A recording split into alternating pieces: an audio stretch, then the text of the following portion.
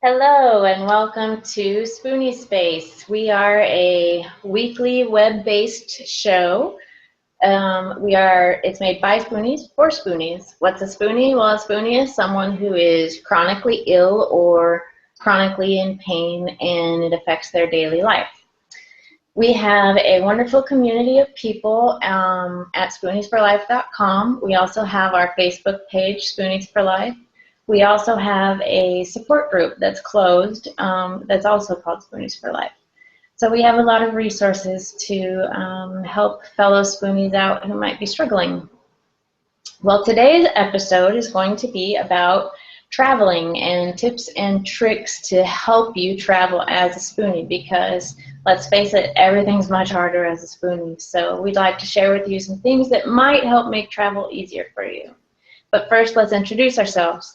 My name is Lois. I am 41. I have been diagnosed with RA, fibromyalgia, and gastroparesis.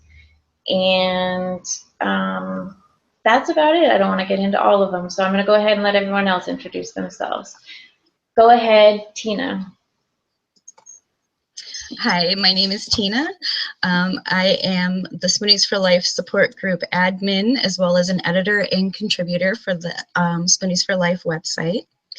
I'm a 42-year-old wife and mother, and I have 4 young adult children.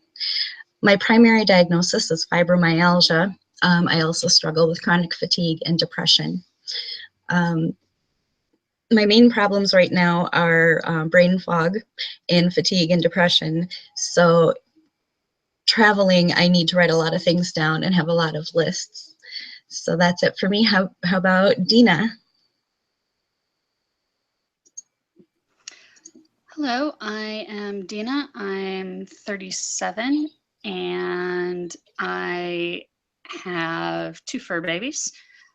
I am a therapist, although I am not working at this time. And excuse me, I have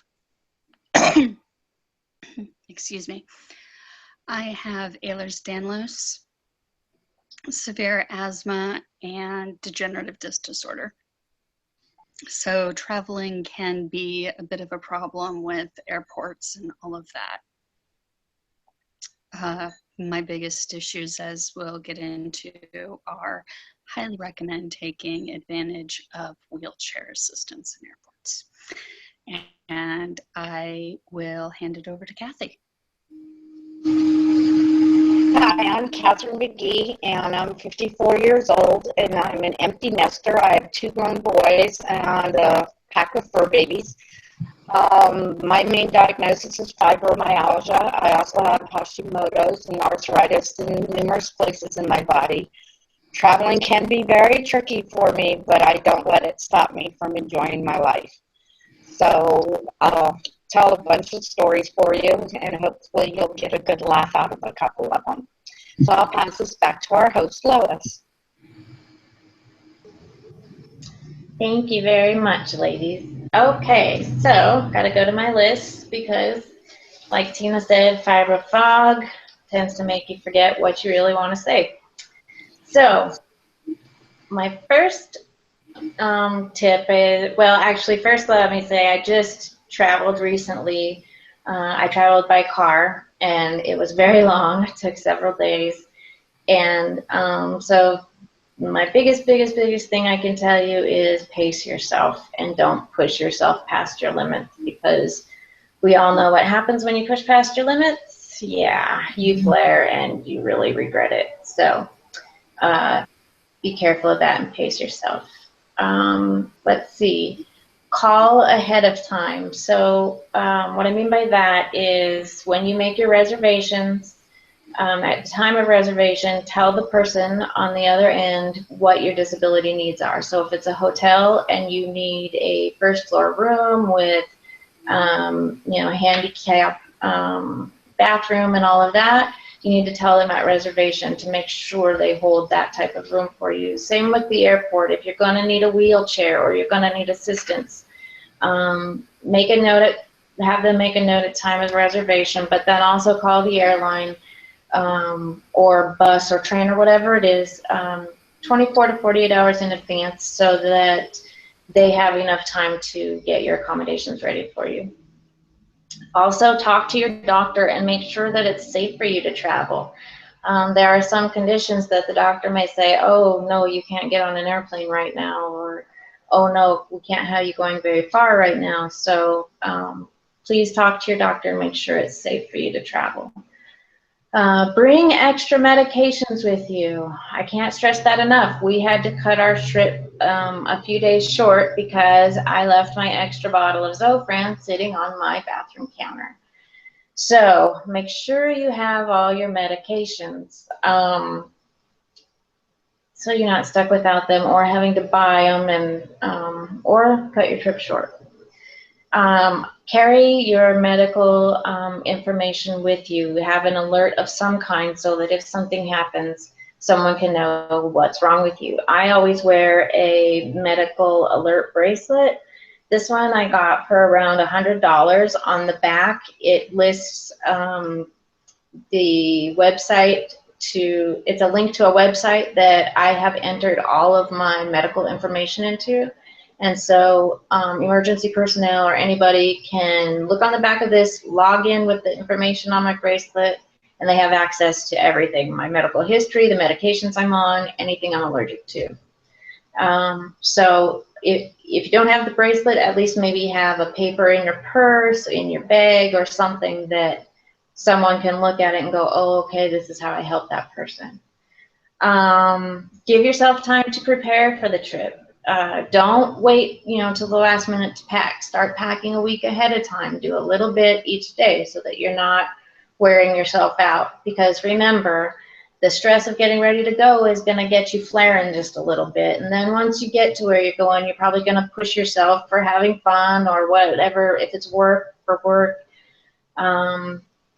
So you're going to get tired and you're going to get worn out. And so also give yourself time at the end of your trip. Make sure if you have to go back to work or back to some sort of daily life, make sure that you give yourself a few days rest at the end of that before jumping back into things, because travel is exhausting, even if you're not a Spoonie. And so add in your Spoonie fatigue with travel fatigue, and oh my goodness.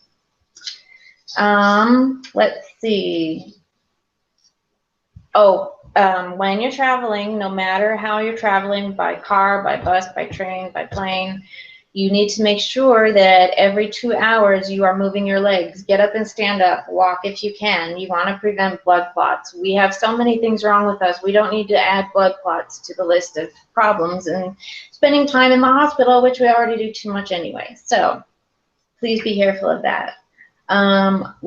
If you're flying, if you're going by train or bus, make sure you know whatever the rules are. Check with TSA and see what their rules are concerning disabilities and concerning medications. Know your rights and know what you're supposed to do for your needs. If you're traveling somewhere new, make sure that you research ahead of time where the hospitals are and where you can get access to care just in case something happens. Also, if you're traveling somewhere that you don't speak the language, there's a few words that you should definitely know in that language just in case. Some of those that we came up with were, I am ill, I'm in pain, where's the hospital, medicine, doctor, where's the bathroom, help. Also, please and thank you, because we know a please and thank you can go pretty far.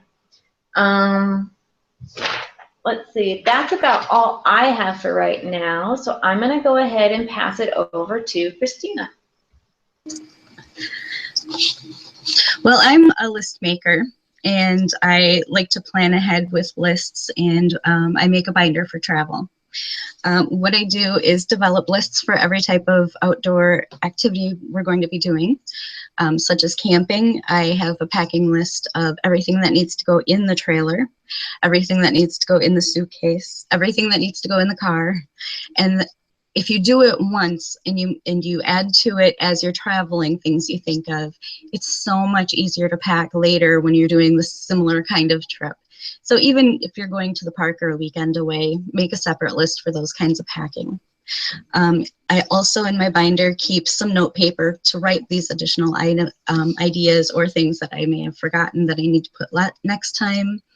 I have a large manila envelope that I make sure that we have either our passports or a birth certificate or some kind of other identification. A list of people that I need to notify that I'm going to be leaving, such as, well, we don't have a newspaper, but if you have a newspaper delivered, you notify them. You notify the mailman if you need them to hold your mail. If you have fur babies that aren't going with you, you need a pet sitter, and so you need their directions. So I keep that in the binder as well. Like Lois said, make sure you have a copy of your medications and medical information with you. Call the places ahead of time, and also a checklist of things you need to do before you leave the house, such as lock the windows and doors, turn down the air, or make sure you have the pets fed, or things like that. So then you have a lot of checklists, and it helps prep ahead of time and makes it so much easier. Also pack as much as you can ahead of time. I actually keep my little shave kit stocked with TSA bottles and fill them just before we leave in the Ziploc bag. So I make sure I have everything TSA perfect. So they just have to pick it out and look at it and it's fine. Another packing tip I have is if you're staying with friends or family, and even some hotels and campgrounds have laundry facilities. If you take advantage of that, you don't have to pack as much and your bags aren't quite as heavy, and you can rest while the stuff is washing and drying. So you're kind of helping yourself, pace yourself there. Things that you don't think of often, keep a container of change for tolls or vending machines or laundry facilities, because sometimes we're out and about and we get a little dehydrated and it just wipes us out. So we need to make sure we have water. So if you keep some change in your bag with you, it's definitely helpful. When I pack my medication, I keep a list in a gallon-sized bag with all my actual bottles of medicine. I don't have my pill packs. I take my actual original bottles, and then I keep a list of what they're for in a gallon bag. So TSA just lifts out the bag and they look it over, and it's pretty easy. Let's see. I also keep in my carry-on, I keep my binder, I keep a bottle of water for myself, tissues, extra meds, sunglasses, sometimes sunscreen I put in. But just so I have my binder and all my good information with me. Let's see. The other thing that I had was just pace yourself, as Lois said, and make sure you're hydrating and really taking good breaks so you don't get wiped out. So, Dina, what different tips do you have? Well, I think these two travel a lot more than I do. I'm single, so traveling is a little harder for me. I haven't traveled as much as these guys have. Really, the last couple of times I've traveled have been a lot easier because I finally gave in, but I finally used the wheelchair assistance at the airports from TSA, and it is so much easier. They don't even bother going through your bag and going through your meds because it's TSA. They did stop me because I use a straight edge razor and I forgot to take the blade out of it. So if you happen to use a men's straight edge, your razor, but take the blade out first. They stopped me for that. And the guy was like, oh, no, these are expensive razors. The guy was bald and he was like, I'm thinking about doing this myself for my head. Can't have the blade. So make sure you take the blade out because you'll lose 5 minutes for them to take the blade out for you. But that was it.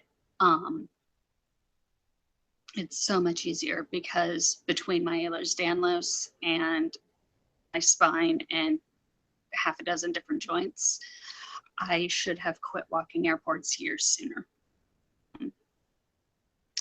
Other tips that I have, I use medicinal marijuana legally. I am in California, and my roommate has a seizure disorder. He pointed out that using vape pens is a good way to travel if you to travel with medicinal marijuana. And some of them even have a black tip. So if you are a smoker, it looks just like your smoke pen. And it makes things just that much easier. But again, this does not count for airports. You cannot take it on an airplane, and we're not recommending that you do, because that's a great way to get in a lot of trouble, because it's not federally allowed. But if you're traveling by car or other means, it's a lot easier to travel, because traveling with flower medicinals is just not easier, and it's ill-advised. But if you can travel with edibles or travel with a vape pen, it makes it a lot easier to get your medicine with you, especially if you have something like a seizure disorder where you don't want to be messing with that. That was his suggestion. Mine are mostly, you know, take advantage of the airport, take breaks. When I moved from Iowa to California, I made sure to take the breaks with Kat and didn't take enough breaks for me. And I paid for that. I really paid for that. When I moved from Arizona to California, I drove straight through and spent the next week sleeping, because I packed the U-Haul and then unpacked the U-Haul and couldn't move because my body just couldn't take it. You gotta pace yourself. You gotta get other people involved to help. You have to take the breaks, and you have to hydrate. Regardless of why you're traveling, if it's for a move, if it's for fun, remember to hydrate. And remember about weather in different places. If you're going somewhere, like I'm from Iowa, Iowa's humid. I once had an ex of mine visit me for the Iowa State Fair, who was from California. He wasn't drinking enough. He came out for the Iowa State Fair, and he was like, I'm fine, I'm fine. I'm like, no, you're not. You need to drink more. And he's like, oh, I'm fine, I'm fine. He's very tall. I'm fine, I'm fine. And then that night, he's laying on the bed, and he's like, I don't feel so good. I'm kind of, and I go up to him, and I'm like, you're clammy. What does that mean? I'm like, you have heat exhaustion. You didn't drink enough. And so I went and I got him a big pitcher of Propel, and I'm like, drink. Listen to your friends from the climate you're visiting. Make sure you drink enough. If you're from somewhere that's an arid area, make sure you drink enough if you go somewhere that's humid.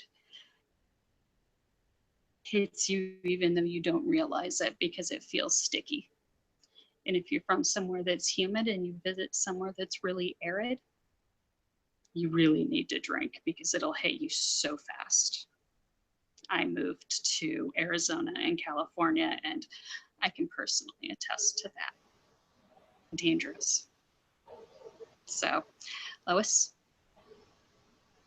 Actually, let's go ahead and see what Kathy has to say. Oh, I have one quick thing in regards to the medical marijuana and travel. Remember, it's not legal in all states or countries, so if you are using it, make sure you know the laws in that state and that country. And on that note, Kathy, what do you have to add? Well, it's kind of ironic that today's topic is travel, because I'm coming to you from Florida when I'm normally in Pennsylvania and Virginia. So I am technically on vacation right now. My husband's down here for a conference, and I kind of tagged along to get a little reprieve from being my mother's caregiver. And a lot of the things that I've run into this past week in traveling is definitely use the wheelchair service. It gets you to the front of the security line a lot quicker. My husband is TSA pre-checked. He has a TSA number, so he goes straight through. I got assigned pre-check when I checked in because I asked for wheelchair service when I made the reservation. So I got to go straight to the head of the line. I didn't have to take off my shoes. They didn't make me take my laptop out of the bag. Unfortunately, in my carry-on, I had put my toiletry bag instead of in my suitcase, and I had a small tub of lotion in there, but it was over the limit allowable by TSA. So I got a pat down while I was sitting in my wheelchair. But I did try to make it a little more pleasant for the person doing it. I laughed through the whole thing, and she was very grateful for that because normally she gets a lot of grumpy people. But I eventually made it through and got onto the plane. I told the young lady sitting next to me, I was in economy, that I did have issues with my hips. And so she allowed me to put the armrest up between us so that way it wouldn't dig into my hip while we were traveling for the 2.5-hour flight. And I was very grateful for that. So that may help you too if you're flying economy because of, other things. Someone suggested using a towel while you're traveling, and I have to agree with that because my other hip was against an armrest that could not be put up, and I did have a great deal of pain when I got off the plane. I usually get on the plane first when they call for people with disabilities. You can't see my disabilities, but I walk straight up anyways. And if anyone asks me, I tell them what's wrong, and they say, go ahead. And then getting off the plane, I usually wait until everyone is off the plane and I'm the last one. That way I know I'm not going to bump into people. I'm not going to be rushed or pushed or whatever. They can do that to everyone else. I'll just sit and watch. So I usually wait to be the last one off the plane. Unfortunately, I've had to do a couple room changes, resort changes while I've been down here. And this most recent change, when I went into the room, it was like a cave, and my anxiety level just skyrocketed. My heart rate almost doubled, and I was just panicking. So I immediately went online to make reservations at a different place and had a plan B sort of in place, but I was grateful that there was room and I was able to move because I don't think I would have lasted very long in that room because it was just so dark. It was like a cave and it was just uncomfortable. So make sure your accommodations can accommodate you as far as issues with anxiety or panic attacks or just claustrophobic. Just make sure that those accommodations can be good for you, and if not, have a plan B in place so that way you do know another place you can go to and make instant reservations with them. I was very fortunate that this place had someplace open. I am going to be traveling internationally next year, so I'm going to be in the process of doing my bookings, getting my passports together, things like that. And again, like Lois and Christina said, list. And I just can't emphasize that enough, that when you travel, to make sure that you have the list that you need to get everything ready so that way you're not caught somewhere where you can't enjoy yourself.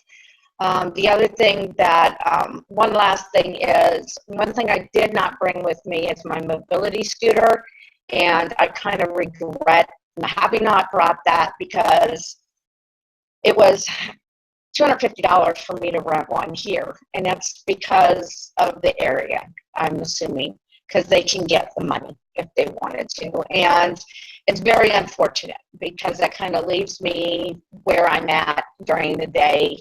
And then when I go out with my husband, I'm able to get a wheelchair or something like that for him to push me.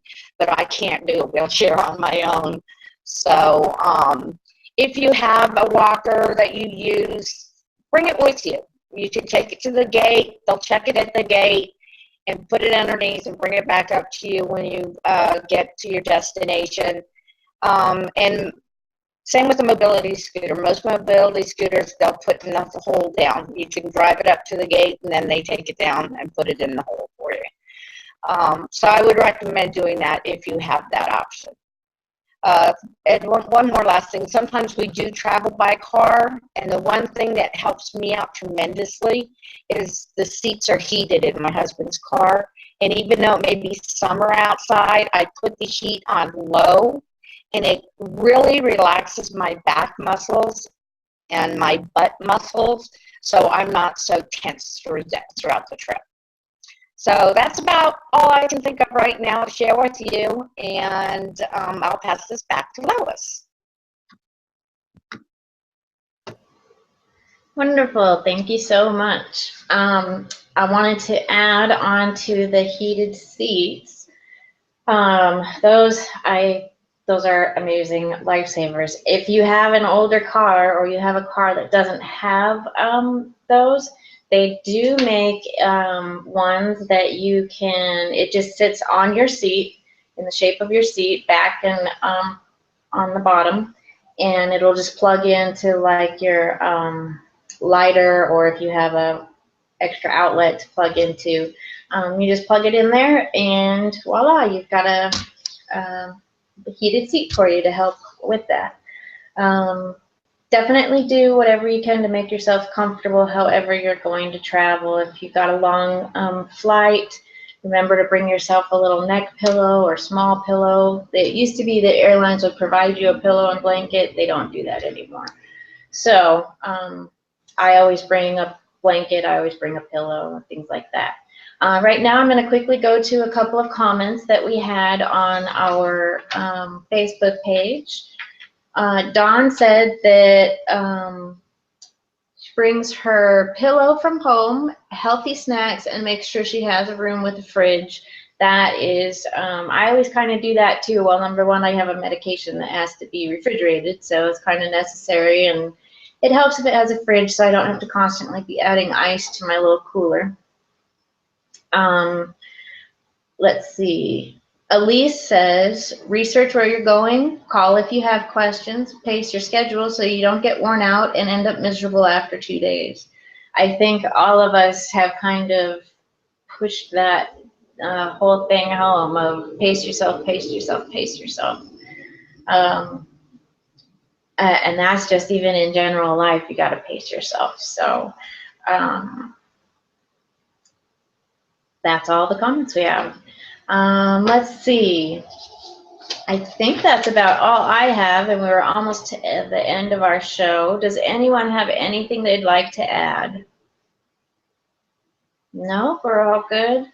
Okay, well, on that note, I just want to say, I found a lot of information at independenttraveler.com. I will be putting this on our Facebook page, and also Tina has written an article about travel that will be posted to our Spoonies for Life website, so you'll have a resource to go look at. It will also have links to websites where you can get helpful information on traveling. At independenttraveler.com, it actually has links to the TSA rules, to medications you can take with you while traveling, or how to take certain medications. It had a lot of really helpful information. So I guess the biggest thing we all can say is prepare and educate and pace. So that's about all we have to add on that for today. If you all have any topics or things that you would like to see us discuss, come to our Facebook page and leave us a note or a message and say, hey, you guys should talk about this or that, and we'd be happy to do that and share whatever we know about it or anything helpful we have to add to it. We thank you for joining us each week. We hope you enjoy the show and have a wonderful day. See you next week.